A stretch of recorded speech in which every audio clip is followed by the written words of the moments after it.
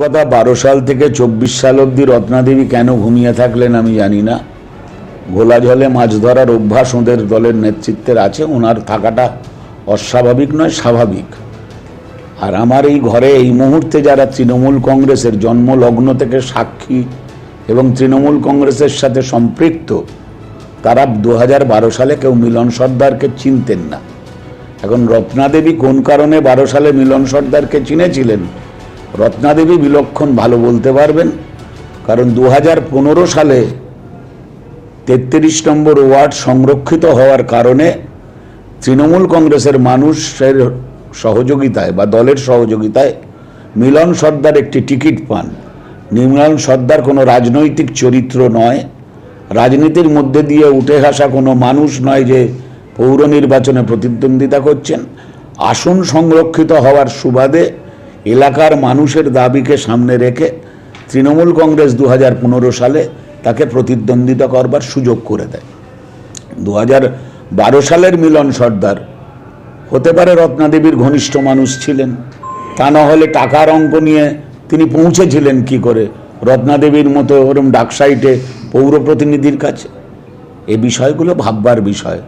12 সালে আমার ঘরে ঠিক সেই সময় দলকে বারাসাত শহরের বুকে যিনি নেতৃত্ব দিতেন তাপস দাশগুপ্ত বসে আছেন, অভিজিৎ নাগচৌধুরী বসে আছেন। 80-র দশক থেকে কংগ্রেস পরবর্তী অধ্যায়ে তৃণমূল কংগ্রেসের সামনের সারিতে দাঁড়িয়ে দল করা মানুষ। বর্তমান সভাপতি বসে আছেন, তিনিও সেই দুঃসময় থেকে দলের অন্যতম কাণ্ডারি। সমীর তালুকদার বসে আছেন, বহুদিনের তৃণমূল কংগ্রেসের সাথী।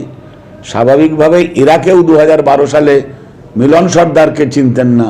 কোন অজ্ঞাত কারণে রত্নাদেবী মিলন সর্দারকে 2012 সালে চিনতেন এবং কোন ঘনিষ্ঠতা ছিল যে কারণে একটা মানুষ একটা জনপ্রতিনিধির কাছে টাকার অফার নিয়ে মদের দোকান খোলবার সুপারিশ করেছিল, এটা আপনারা তদন্ত করুন, আপনারা অনুসন্ধান করুন, নিশ্চিত উত্তর পেয়ে কোনোদিনই ছিলেন না। আমি তো চিনতাম না। আমি তো ধরুন আমার জীবনের প্রথম নির্বাচন হচ্ছে 1984 সাল।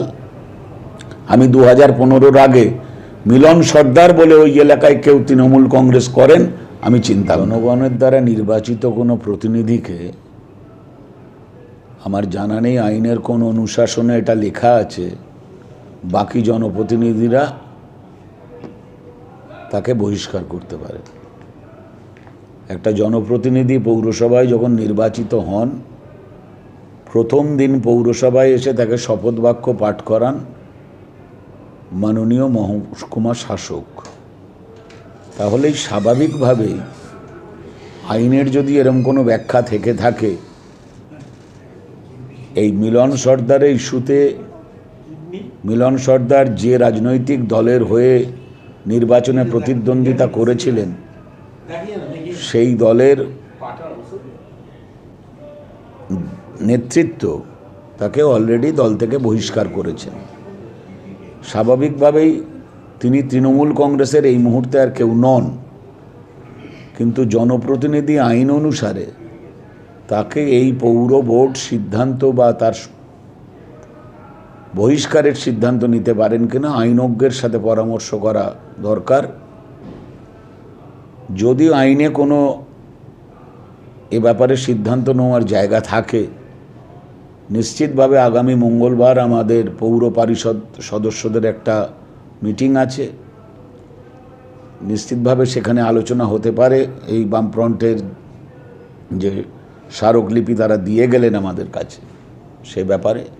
আর আগামী বৃহস্পতিবার আমাদের বোর্ড অফ কাউন্সিলর্সদের মিটিং আছে, সে ব্যাপারে নিশ্চিতভাবে আলোচনা উঠে আসতে পারে।